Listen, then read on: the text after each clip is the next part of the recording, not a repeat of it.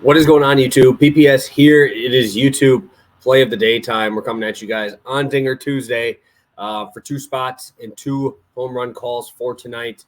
Shout out to you guys. I appreciate all you guys shooting me some support over on Twitter and everything, and DMs and all of that. I really appreciate that. Did you have the engagement stuff on there yesterday? So that was awesome. Thank you guys. Yeah, that was why I didn't post a little bit more this weekend. You guys know I'm usually around and usually able to post at least one or two videos Friday, Saturday, Sunday. So we're back and we're feeling great. Obviously still had plays, but no videos. And we're back ready to get after it today. And yeah, let's get right on into it. So far, we went 1-1 on our last show, 19-18, 2.75 units. And let's roll. First play, Kikuchi Goldschmidt combo here to start us off. This is over on FanDuel. You can get this at minus 124 at the moment.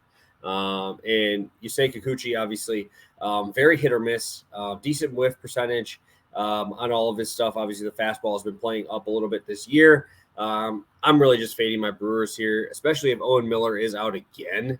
This is going to be a very, very bad lineup that the Brewers are going to roll out there today. Continue to be the worst team versus lefties by 35 points. It is disgusting, guys. These guys are really, really bad against lefties. Still sitting at around a 30% K rate versus lefties. Kikuchi, very, very hit or miss in terms of walks and hits allowed. But the guys the Brewers have from the right side, right, they just designated Luke Voit for assignment. They brought in Darren Ruff, right? If you take out Owen Miller there, you're probably going to either see Terang play out there as well. You had Noah Adames today, which is tough. Rowdy obviously really struggles against lefties. Yelich really struggles against lefties. A lot of swings and misses in this lineup. I obviously think that Kikuchi can get us there. Go to Paul Goldschmidt, 4 for 6 in the last 3 years versus Greinke. Career batting about 286, but you got to remember that's when Greinke was pretty good. So I looked at his last 2 games against him because those do span through 2019. 4 for 6, a couple doubles in there. A lot of power here from Goldschmidt. Obviously, he's been fantastic. You look at Greinke on the road this year. Remember, I fade road Greinke usually. 317 on base allowed, 293 average on the road with a 535 slugging. Does a little bit better versus righties, but does still provide home run upside. And obviously, Paul Goldschmidt is phenomenal. So love how he hits at home. And obviously, I wish it was a lefty, but home Goldschmidt is still an absolute beast. So I will be going there. Second play is going to be a plus money spot over on DraftKings. I'm going to the Braves team total over 5.5. Yes, yesterday the Braves fucked over a lot of people, and I think that's going to be why we're seeing this at plus money. They don't want the books to be hammering this over, and I understand that, right? But recency bias is a very crazy thing here in sports. And we go to the Braves, man. These dudes, we just talked about how bad the Brewers are versus lefties with a 616 OPS. Let's go to the Braves, 942 OPS. The most homers against lefties, second most RBIs.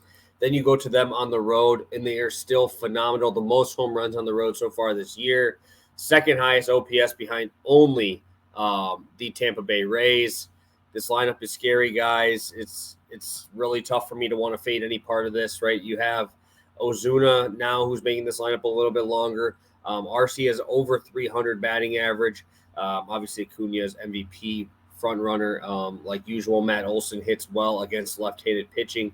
Sean Murphy back in his old stomping grounds. You got Albies from the right side. This is just a really scary lineup here.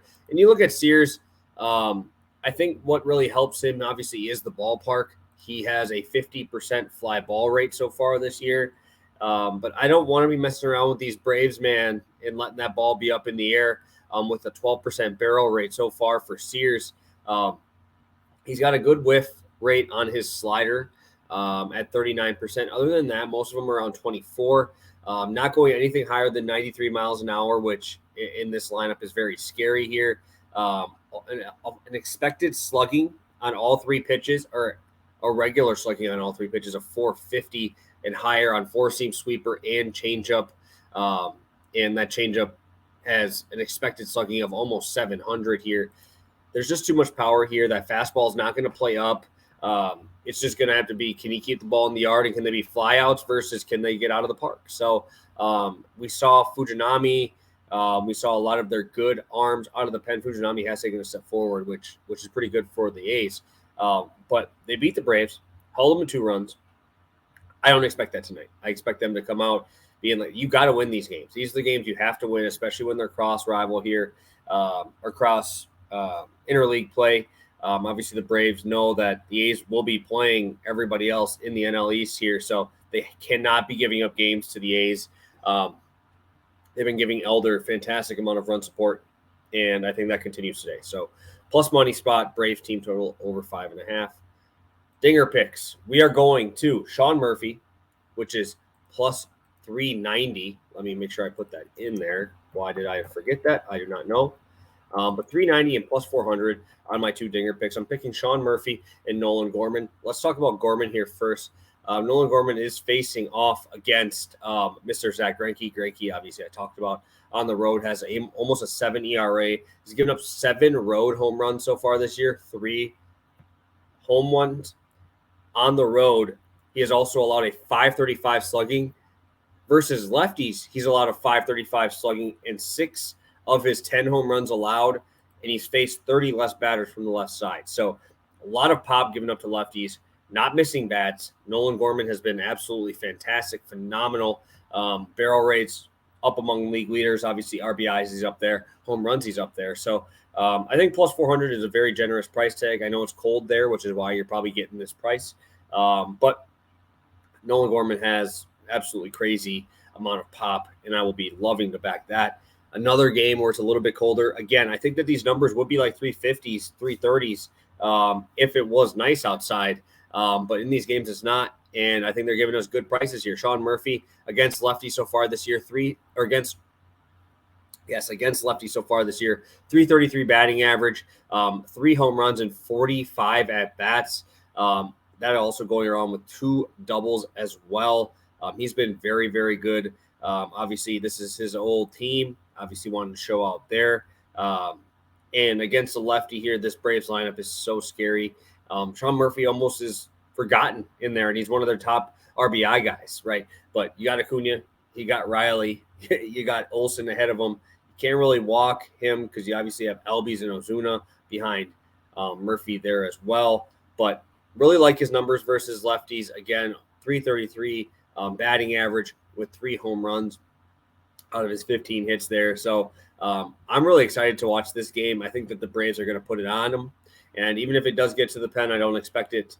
If they are winning, which obviously they're one of the biggest implied winners today with Bryce Elder on the bump, we could see some of the garbage arms from the A's. And that's obviously something I really want to see. So Sean Murphy, Nolan Gorman are my 2 home run picks to go along with Yusei Kikuchi, 5 strikeouts, Goldschmidt to get a hit at minus 123, and the Braves team total over 5.5 at plus 105. So thank you guys so much. I really appreciate all your support. And I'm back. We're ready to go, and we'll be back tomorrow for some Pass the Props. So have a good one, guys, and best